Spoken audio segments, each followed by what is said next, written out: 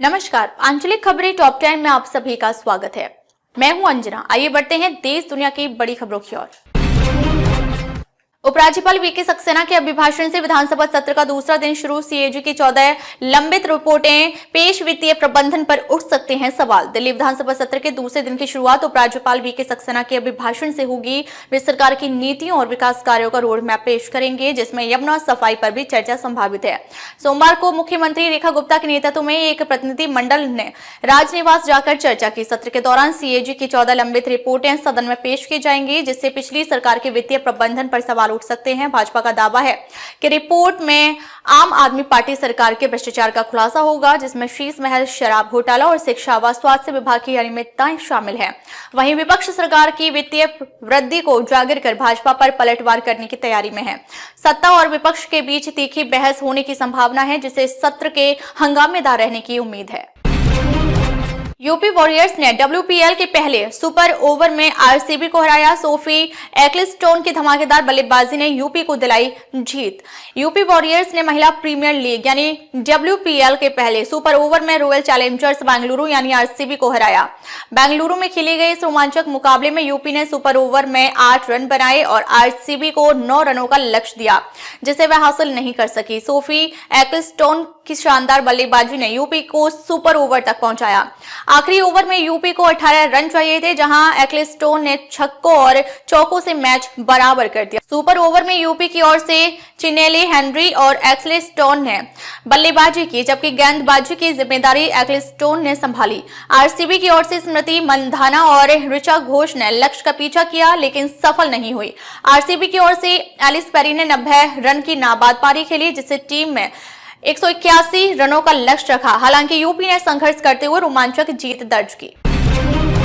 New Zealand ने बांग्लादेश को 5 wicket से हराया। सेमीफाइनल में पहुंची रचिन रविंद्र ने 112 रन की शतकीय पारी खेली। टॉम लाथम ने अर्धशतक लगाया। रचिन रविंद्र के शतक और कप्तान टॉम लाथम के अर्धशतक की बदौलत न्यूजीलैंड ने बांग्लादेश को 5 विकेट से हराकर सेमीफाइनल में जगह बनाई।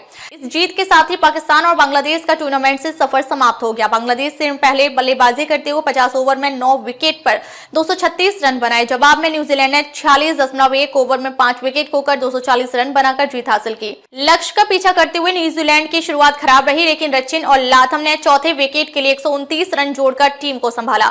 बांग्लादेश की ओर से तस्कीन अहमद, नाहिद राना, मुस्तफिजुर रहमान और रिशाद हुसैन ने एक विकेट लिया। इस जीत के साथ न्यूजीलैंड ने टूर्नामेंट में लगातार दूसरी जीत दर्ज की और सेमीफाइनल में प्रवेश किया। संघीय कर्मचारियों के लिए घर से काम करने की सुविधा समाप्त। ट्रंप के आदेश पर सभी कर्मचारियों को कार्यालय लौटने का निर्देश। अमेरिका में संघीय कर्मचारियों के लिए घर से काम करने की सुविधा समाप्त कर दी गई है।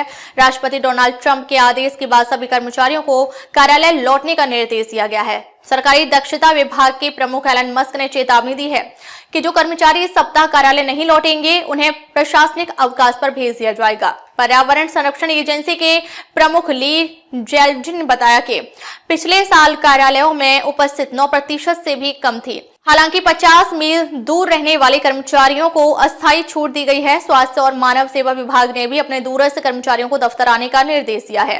ट्रंप ने मस्क की उस मांग का समर्थन किया, जिसमें कर्मचारियों ने अपनी हालिया उपलब्धियों की जानकारी देने या नौकरी गंवाने की चेतावनी दी गई थी। ट्रंप ने दावा किया कि कई कर्मचारी वेतन तो ले रहे थे, लेकिन काम नहीं कर रहे थे। महाशिवरात्रि पर महाकुंभ में नो व्हीकल जोन लागू। श्रद्धालुओं के वाहन पार्किंग में, मेला क्षेत्र में प्रवेश पैदल। महाकुंभ के अंतिम स्नान पर्व महाशिवरात्रि को देखते हुए मंगलवार से मेला क्षेत्र को नो व्हीकल जोन घोषित किया गया है। यह प्रतिबंध पर्व की समाप्ति तक लागू रहेगा, जिसमें केवल प्रशासकीय और चिकित्सकीय वाहनों को प्रवेश की अनुमति होगी। श्रद्धालुओं के वाहनों को निकटतम पार्किंग स्थलों पर रोका जाएगा। श्रद्धालु विभिन्न मार्गों से पैदल मेला क्षेत्र में प्रवेश करेंगे। जौनपुर की ओर से आने वाले श्रद्धालु ओल्ड जीटी मार्ग से, वाराणसी की ओर से छतनाग मार्ग से और अरेल बांध रोड से प्रवेश करेंगे। स्नान के बाद श्रद्धालु सोमेश्वर महादेव, नागेश्वर महादेव, मनकामेश्वर, दशाश्वमेध मंदिर सहित अन्य शिवालयों में दर्शन पूजन कर सकेंगे। यातायात व्यवस्था को सुचारू बनाए रखने के लिए यह निर्णय मेला पुलिस द्वारा लिया गया है। डीआईजी मेला वैभव कृष्ण ने कहा कि श्रद्धालुओं की सुविधा के लिए यह व्यवस्था आवश्यक है। छावा की बॉक्स ऑफिस पर धमाकेदार कमाई, कुल कलेक्शन 345 करोड़ पार, मेरे हस्बैंड की बीवी की धीमी शुरुआत, अब तक सिर्फ 4.82 करोड़ की कमाई।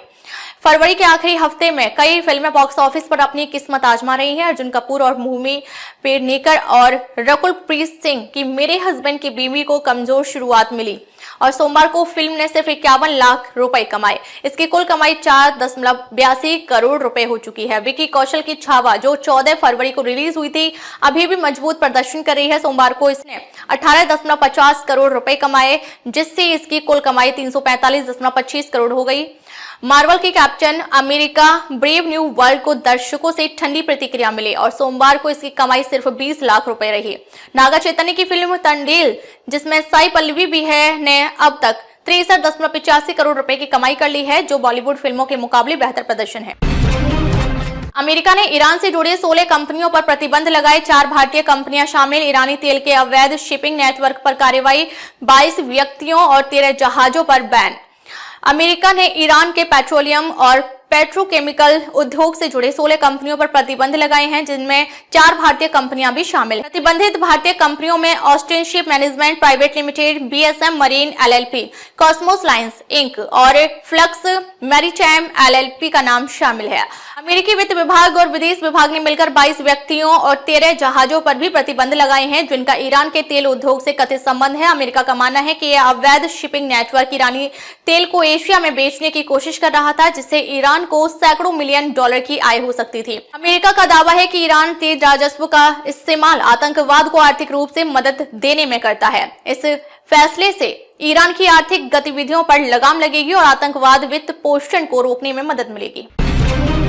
अमेरिका ने यूएन में रूस की निंदा वाले प्रस्ताव के खिलाफ किया मतदान। यूक्रेन की रूसी सेना वापसी की मांग को अमेरिका का समर्थन नहीं मिला। अब तक यूक्रेन का समर्थन कर रही अमेरिका अब रूस के प्रति नरम रुख अपनाता दिख रहा है। संयुक्त राष्ट्र महासभा में रूस की आक्रामकता की निंदा करने वाले यूरोपीय प्रस्ताव के खिलाफ अमेरिका ने मतदान किया, जिससे अमेरिका और यूरोप के बीच मतभेद खुलकर सामने आ गए। यूक्रेन ने संयुक्त राष्ट्र में रूसी सैनिकों की तत्काल वापसी की मांग वाला प्रस्ताव पेश किया था, जिसे 93 देशों का समर्थन, 18 देशों का विरोध और 65 देशों ने मतदान से परहेज किया। अमेरिका ने रूस को दोषी ठहराने से इनकार करते हुए अपना प्रस्ताव पेश किया, जिसमें केवल युद्ध समाप्त करने की अपील थी।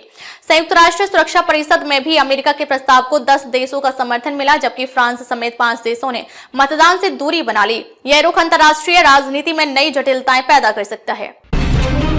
राजस्थान विधानसभा में पहली बार बिना प्रतिपक्ष के कार्यवाही शुरू, निलंबन विवाद के चलते कांग्रेस का वॉकआउट, सत्ता पक्ष से टकराव जारी।